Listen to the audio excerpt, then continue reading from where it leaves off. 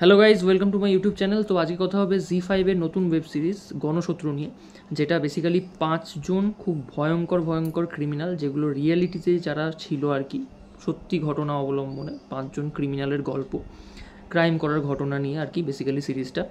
তো এটা বেসিক্যালি একটা ডকু ফিকশন টাইপের বানিয়েছে, মানে কিছু ক্যারেক্টারকে দিয়েছে, মানে যারা ওই ক্যারেক্টারগুলোকে প্লে করছে কিছু অভিনেতা অভিনেত্রীরা। আর মাঝে মধ্যে সেই সময় যারা অরিজিনাল রিয়েলিটিতে যারা জার্নালিস্ট ছিল বা সেই সময় যারা অফিসার ইনচার্জ ছিল, তো তাদের বক্তব্য, তাদের দৃষ্টিভঙ্গি, তারা কীভাবে কেসটাকে সলভ করেছিল বা তারা কীভাবে কী কী পদক্ষেপ নিয়েছিল, কতটা ভয়ঙ্কর ছিল সেই সময় পরিস্থিতিটা। তো সেই নিয়ে আর কি এই সিরিজটা মাঝে মধ্যে ওই চরিত্রগুলোকে দেখাচ্ছে, মানে অভিনীত একটা প্লট যেটাকে দেখাচ্ছে, আর মাঝে মধ্যে ডকুমেন্ট হিসেবে মানে কথাগুলো তারা বলছে কী হয়েছিল বা কী না। তো যদি এক কথায় বলি, গণশত্রু কিন্তু বেশ ভালো একটা বাংলার একটা কাজ হয়েছে জি5-এর, মানে একটা যেহেতু রিয়েল স্টোরি নিয়ে, সেজন্য বেশ ভালো লাগে। তো মেনলি 5জন ক্রিমিনালকে নিয়ে গল্পটা। সজল বারুই, কামরুজ্জামান সরকার, যে বেসিক্যালি চেনম্যান বা মিটারম্যান নামে পরিচিত ছিল, এগুলো সব কিন্তু পেপারে আমরা পেয়েছিলাম। মানে যদি একটু ঘাটাঘাটি করা হয় ক্রাইম নিয়ে, যারা একটু ঘাটাঘাটি করে তারা কিন্তু জানে যে এরা কিন্তু রিয়েলিটিতে এখনও গুগলে ঘাটলে পাওয়া যাবে আর কি। তারপরে ত্রৈলোক্য তারিণীর সম্বন্ধে আলাদা করে আমি পরে বলছি।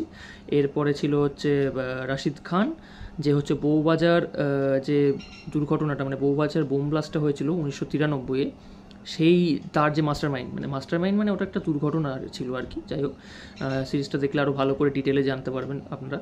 আর লাস্ট ছিল হচ্ছে শ্যামল ঘোষ, যাকে হুব্বা শ্যামল অনেকে চেনে, হুব্বা শ্যামল নামে। তো যদি আমি সিরিয়াল ওয়াইজ বলি যে কোনটা সবচেয়ে বেশি ভালো লেগেছে, তো অবশ্যই আমি প্রথমে রাখবো হচ্ছে সজল বারুইয়ের যে ঘটনাটা, মানে প্রথম যে সিরিজটা, ওটা খুব খুব ছোট টাইম স্প্যানে বানিয়েছে, কিন্তু ওখানে আয়ুষ দাস সজল বারুইয়ের চরিত্রে যে অভিনয়টা করেছে না, মানে লিটারেলি সাইকো থ্রিলার যে হয়। বেসিক্যালি আমরা সিরিয়াল কিলার নিয়ে এত মাতামাতি করি, এত লাফালাফি করি। সিরিয়াল কিলার বেসিক্যালি কিন্তু উইথাউট এনি মোটিভ খুন করে। সিরিয়াল কিলারের বেসিক্যালি কোনো মোটিভ থাকে না। হ্যাঁ, সিরিয়াল কিলারের কী থাকে, একটা পার্টিকুলার প্যাটার্ন থাকে, যে এই পার্টিকুলার প্যাটার্ন মেনে মেনে সিরিয়াল কিলার খুনগুলো করে, কিন্তু তার কিন্তু কোনো উদ্দেশ্য থাকে না, উদ্দেশ্যহীনভাবে খুন করে, সেটাই কিন্তু তাদেরই কিন্তু সিরিয়াল কিলার বলা হয়। তো এখানে কিন্তু 5জন বেসিক্যালি সিরিয়াল কিলারের কথাই বলেছে, 5জনই সিরিয়াল কিলার, বিভিন্নভাবে তাদের পন্থা আর কি বিভিন্ন রকম খুন করার। তো সজল বারুইয়ের যে চরিত্রটা আয়ুষ করেছে, আয়ুষকে সবাই চেনো আশা করি, মানে যারা ফেলুদার যে তোপসে এখন, মানে ইন্দ্রনীলের ফেলুদার তোপসে আর কি, সন্দীপ রায়ের তোপসে, সেই আয়ুষ দাস, সে কিন্তু যথেষ্ট ভালো অভিনয় করেছে। তার চোখের যে এক্সপ্রেশন, তার ডায়লগ ডেলিভারি, তার বডি ল্যাঙ্গুয়েজ, মানে এমনি নর্মালি তার অভিনয় দেখে আমি অতটা ভাবতাম যে সে হয়তো অত ভালো অভিনয় করতে পারে না, কিন্তু এখানে যেভাবে তাকে ইউজ করা হয়েছে, যেভাবে সে কাজটা করেছে, দারুণ লাগছে দেখতে।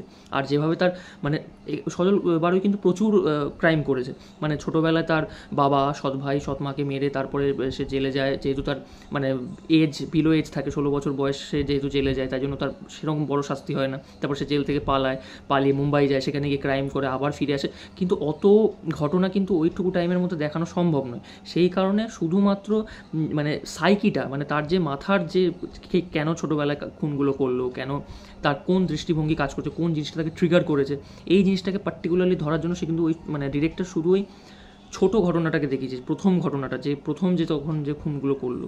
আর 5টা শোয়ের কিন্তু 5জন ডিরেক্টর, এটা আগে বলে নেওয়া ভালো, 5টা শোয়ের কিন্তু 5জন ডিরেক্টর। তো এই কাজটা আমার বেশ ভালো লেগেছে। তারপরে যদি আমি বলি সেকেন্ড এপিসোডটা, তারপরে আমি রাখবো যে চেনম্যান বা মিটারম্যান, কামরুজ্জামান সরকার। এখানে মানে এটা একটা ফুল স্টোরি বলা যায়, মানে কীভাবে সে খুনগুলো করতে শুরু করলো, কোন জিনিসটা তাকে ট্রিগার করলো, তারপরে সে আস্তে আস্তে খুনগুলো করে কীভাবে সে ধরা পড়লো পুলিশের কাছে, এই পুরো ঘটনাটা কিন্তু এখানে মানে বলবো না আমি খুব ভালো করে দেখিয়েছে, বাট যেটুকু দেখিয়েছে যথার্থ। এরপরে আমি রাখবো হচ্ছে 5 নম্বর, মানে হুব্বা শ্যামলকে নিয়ে একটা আলাদা কিন্তু সিনেমা আছে, যেটা ব্রাত্য বসু ডিরেক্ট করেছে, 2024-এর সিনেমা, হুব্বা নাম। হুব্বা শ্যামল দাস, আমি বোধহয় আগে ঘোষ বললাম, যে ওটা ঘোষ নয়, শ্যামল দাস। তো ওই হুব্বা শ্যামল দাসকে নিয়ে, তাকে হুব্বা বলা হতো, মানে এতটা ব্রুটাল কিলার ছিল, তাকে ইব্রাহিম বলা হতো, মানে হুগলির ইব্রাহিম বলা হতো তাকে, এতটাই মানে ভয়ঙ্কর পরিস্থিতি ছিল তখন। মোটামুটি শ্যামল দাস ওই 1970 থেকে 1991-92 ওই টাইমটায় শ্যামল দাস ছিল, মানে এত ব্রুটালি খুন করা, তার বিভিন্ন কাট ছিল, পৈতে কাট, ফুটবল করে দেওয়া কেটে, চিলি চিকেন কাট, বটি কাবাব, এই সমস্ত জিনিসপত্রগুলো এখানে খুব সুন্দর করে দেখিয়েছে। মানে দেখিয়েছে বলতে মানে বেশিরভাগটাই কথার মাধ্যমে বলেছে, সেগুলো তো পুরোটা দেখানো সেন্সার অ্যালাউ করবে না। আর শ্যামল দাসের চরিত্রে রুদ্রনীল ঘোষের অভিনয়, এর আগে হুব্বার চরিত্রে মুশরাফ করিমকে আমরা দেখেছিলাম দত্ত বসুর যে ডিরেক্ট করা সিনেমাটায়, তার সাথে একদম টক্কর দিয়েছে মানে বলা যায়।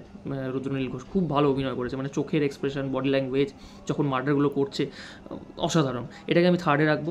ফোর্থে আমি রাখবো হচ্ছে যে রাশিদ খান বলে যে চরিত্রটা, মানে বউবাজার 1993 বউবাজার বোম দুর্ঘটনাটার যে মাস্টার মাইন্ড ছিল আর কি, মানে রাশিদ খান। হ্যাঁ, ওটাকে আমি 4 নম্বর রাখলাম কেন, ওটা আরও ভালো হতে পারতো। মানে এখানে যে মাল মশলাটা রয়েছে, এখানে যেভাবে মানে অনেক ইনগ্রিডিয়েন্ট ছিল এখানে কাজ করার মতো, কিন্তু সেই অর্থে ভালো করে সাজাতে পারেনি।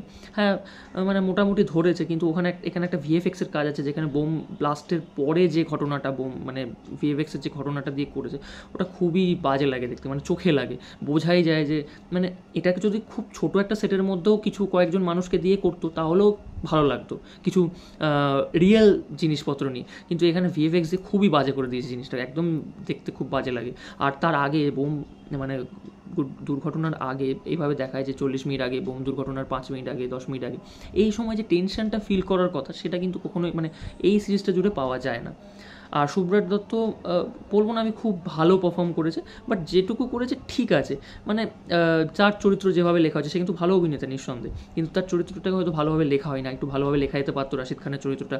বা তার মানে এখানেও কিন্তু ছোটোবেলা থেকেই ঘটনাটা দেখিয়েছে, মানে কেন কী কারণে সে আস্তে আস্তে এরকম ফেরোসিয়াস খুনি হয়ে গেল, তো সেই জিনিসটাকেও অল্প একটু দেখিয়েছে, কিন্তু সেটাও খুব মানে লিনিয়ার ওয়েতে এগোয়, একটু যে কিছু কিছু জায়গায় উঠবে, এক্সাইটমেন্টটা বাড়বে, কিন্তু সেটা আর মানে সেইভাবে ইন্টারেস্টিং লাগে না, মানে নর্মাল একটা ওয়েতে চলে যাচ্ছে এরকম লাগে। কিন্তু ঘটনাবহুল আর কি, জাস্ট ঘটনাগুলো দেখালে যেরকম হয়, আর সাথে ডকুমেন্ট, এটাকে আরও ভালো করা যেতে পারতো। আর 5 নম্বরে আমি লাগবো ত্রৈলোক্য। মানে ত্রৈলোক্য তারিণীকে নিয়ে আমার খুব এক্সপেকটেশন ছিল, এখানে নিয়ে আমি মানে ত্রৈলোক্য তারিণীকে নিয়ে আমার একটু বলার আছে। বলা হয় বাংলার তথা ভারতবর্ষের প্রথম সিরিয়াল কিলার ত্রৈলোক্য তারিণীকে। ত্রৈলোক্য তারিণীর গল্প প্রচুর সানডে সাসপেন্সে অ্যাভেলেবেল আছে, এমনি অনলাইন ইউটিউব চ্যানেলও প্রচুর আছে, এছাড়া বই আছে। প্রিয়নাথ দারোগা বেসিক্যালি সেই সময় কলকাতা পুলিশের ডিপার্টমেন্টে ছিল, তো প্রিয়নাথ দারোগাই মেনলি ত্রৈলোক্য তারিণীকে নিয়ে লিখেছেন আর কি।